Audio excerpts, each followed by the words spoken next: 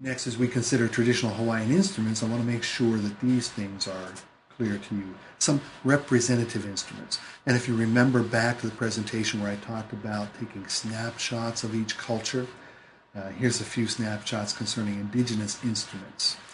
So, going back to the S&H classification system, first we consider some idiophones here in Hawaii. The ipu heke, which you see as the double gourd on the upper right hand of this particular photo. The kala'au sticks, which we'll see in another slide. The uli uli in another slide. The ili ili and the hu'ili.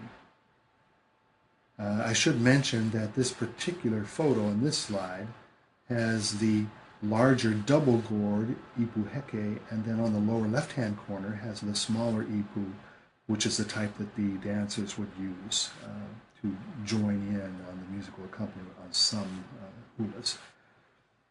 You also see some membranophones here that we'll be talking about in a subsequent slide. The membranophones that we'll take a closer look at include the pahu, the larger drum there, and the punyu. If you look at the largest drum in this photo, you see what looks like a bowl on top of it, and it is actually a small membranophone with a shark skin head stretched across the top, and it's made out of a coconut shell, or a half coconut shell. In this case, it might actually be part of a gourd, but traditionally they're made out of coconut shells. We have some aerophones that are not pictured here. The pu, which is the conch shell, and the ohe hano ihu, which is the Hawaiian nose flute. Closer look at the ipu heke.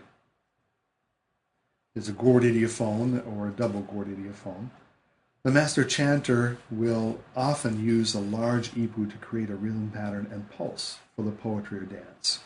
This is probably the most common presentation style of the kahiko, or older style of Hawaiian dance and poetry. Now the dancers, as I mentioned, can also use a smaller ipu while dancing. We saw a photo on a previous slide with that. The kala'au are hardwood sticks, and they're usually a small matched pair, as you see in the photo here. They can sometimes be a large staff, like a walking staff or a walking stick, plus a smaller stick to strike against that larger stick. And they are used by the dancers in the presentation. Uli uli are feathered gourd shakers, or Hawaiian maracas, if you will. It seems like most modern cultures know a little bit about maracas from salsa music, the gourd shakers of the Latin type of music. These are the Hawaiian version of that. And they are used by dancers as well. The ili ili are the smooth stones you see on a little plate here in this photo that are struck together to make clicking sounds. And some people refer to them as Hawaiian stone castanets. If you know the clicking castanets from flamenco music, it has a similar sound, but yet different enough and distinct enough. It's a little more subtle. Held between the fingers and clicked together to help establish the rhythm for the dancing. And those are also used by the dancers rather than by the kumu chanter. Here you see the pu'ili sticks. They are bamboo sticks that are split, so they make a rattling sound when they're struck together or struck against the body. They're used by dancers. They can be struck against the shoulder, struck against one another, create a nice rattling sound. The pahu is the single-head sharkskin membranophone.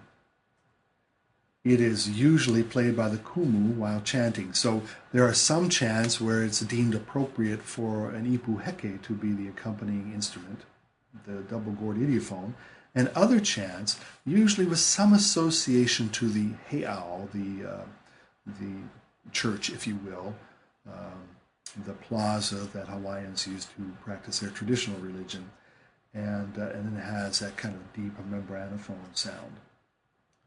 So I would consider it to be the second most common instrument used by kumu to create the rhythm pattern for the dance. The punyu, as you see here, is a shark skin stretched over half coconut shell, and These are used by the dancers. They're attached above the dancer's knee by a cord, and you can see that coiled up underneath the drum here in this photo. And then it's struck with a cord to create a soft sound. So this is not a sharp kind of drum sound. This is very soft and mellow, and they are used by dancers. Here we have the pu, the conch shell, and it's used for signaling. There's a great debate about whether we should call this a musical instrument because it's not really used in a rhythmic context. It's used to make announcements or to kind of as a prelude to a dance or a hula. Here we have the Ohehanu Ihu, and some of you know Uncle Benny Kai from the Polynesian Cultural Center, one of our great MCs for the Ali'i Luau, and here he's demonstrating on the nose flute. Made out of bamboo, and some people have funny ideas about nose flute and, oh, that's gross, and why don't they play with their mouth like many other cultures do? The Polynesians believe that the breath, or the ha, coming from the nose, is purer than from the mouth. The mouth can speak lies, it can speak deceit, it can speak unkind words, but the breath from the nose is considered to be much more pure, and so that's the breath they prefer to sound the instrument. This is also not traditionally played while dancing, but as an introduction to set a certain mood. It can be associated with royalty, it can be associated with quiet introspection, it can be associated with love as well, romantic love. Now, a couple of important concepts here in Hawaiian music and dance, just to reinforce with you. First is the idea of mana, or spiritual power. Sometimes people simply translate the Hawaiian word mana as power, but it implies so much more. There's so much more nuance to it. So we go at least as far as to say it's a type of spiritual power. Next, we talk about kauna, which is very important in Hawaiian poetry and literature. It refers to a hidden or indirect meaning in poetry. It's sometimes a metaphorical reference, sometimes a sexual innuendo. And there are many cultures, of course, including modern song and modern popular music, where there are hidden references to sexuality. And Hawaiian culture was no different traditionally. But other times it will be metaphorical. As a for instance, it might refer to, in the poetry, a mighty Norfolk pine tree, something that's recognized as a very large and stately tree. And it's used as a symbol for a certain Hawaiian king or a certain Hawaiian noble person, and making the point that they're strong and mighty like this mighty tree. Or they might make a reference to a waterfall and compare that to a person. Now let's broaden this out a little bit. We've been talking about Hawaiian music, but there's a couple of important concepts for vocal music in general. So we have a picture of someone from the Soweto Gospel Choir and from South Africa, and B.B. King, great blues legend. And they're there just to kind of zero us in on a couple of these concepts. If we have a type of vocal music that's logogenic, that's a term to describe a texted musical composition, has to have a text, has to have words, in which the words are more important to the aesthetic than any sense of melodic beauty. And those are usually in many different cultures, not just Polynesia. They are usually chants with limited range and an oft-repeated central tone. I have an example of that for you to listen to and reinforce that notion right now.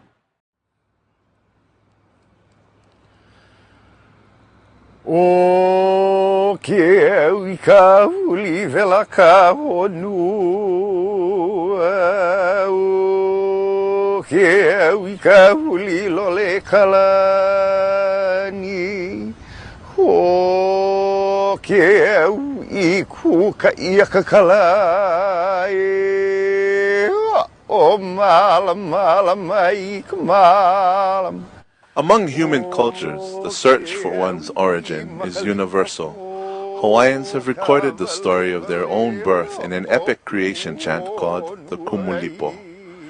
It is an oli consisting of more than 2,000 lines, telling of the rise of the first Hawaiian from a bleak cosmic night. More significantly, the text is part of a body of work emanating from a tradition that is essentially oral. Not only was genealogy preserved and transmitted in this manner down through the generations, but so were Hawaiian history, culture, tradition, and all knowledge. Learning was something that was accomplished over time, not by reading books or taking tests, but through relationships with the environment, elders, through patient observation, reflection, and practice. Native Hawaiian children traditionally practiced patience, honesty, and respect, and being pono. Pono is an overarching belief system that defines the right way to live. Being pono is the basic value in our culture from which other values grow, including those of learning and education.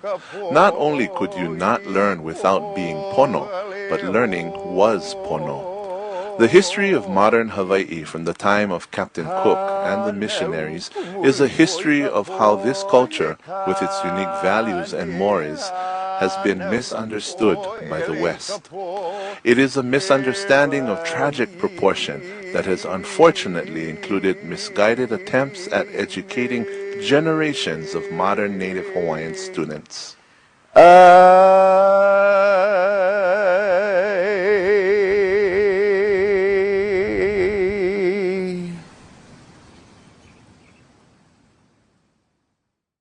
So on that chant, you heard a tone, and that's the main tone, the central tone. And then there are all kinds of ornamentations, vocal ornamentations that dress up that chant, so to speak. But it doesn't go up and down a scale the way many modern compositions would do and many Euro-American classical compositions would do. Please understand that doesn't make it any less aesthetically powerful. In fact, what it does is allow the listener who understands the language, understands the symbolism of the poetry, to concentrate on that without any undue distraction from another aesthetic consideration. So it's chanted rather than spoken, so it's a signal to someone that, oh, this is not just a communication of ideas in a conversational way. This is a communication of ideas, or mana, in a poetic way. Now, contrast that concept with melogenic, which is a term to describe a texted musical composition in which the melody is at least as important to the aesthetic as are the words. They're usually songs, we would consider them to be songs rather than chants, with a variety of pitches constituting the melody, and probably a vocal range of an octave or more, although that does not have to be the case. I should note here that I have not provided a YouTube link or an audio or video link to give you an example of melogenic because this is all around us. Basically, anything in popular music that's not rap is melogenic in nature. And sometimes it helps us to think about some of the more familiar European operas and the fact that many of them are in Italian, some of them in German, and we might not understand those languages. We might not have access to a translation to look at, but we can listen to those melodies and still be kind of transported and transformed by just the beauty of the melody. And I'm thinking of Puccini operas as one clear example of that. When the three tenors sing and you don't necessarily understand the language, but you feel the grandeur of that melody and the music that supports it. That's melogenic. Sometimes, composers can go overboard and have that melody become even more important than the communication of the words. So it's a delicate balance. Now, I need to stress here also that only vocal music can be described as either logogenic or melogenic. Of course, if you hear something repetitive by a certain instrument, it would not be as interesting perhaps to the modern listener as something that moves around more on the scale. But we don't describe those as logogenic or melogenic, only things that have words, only vocal types of forms.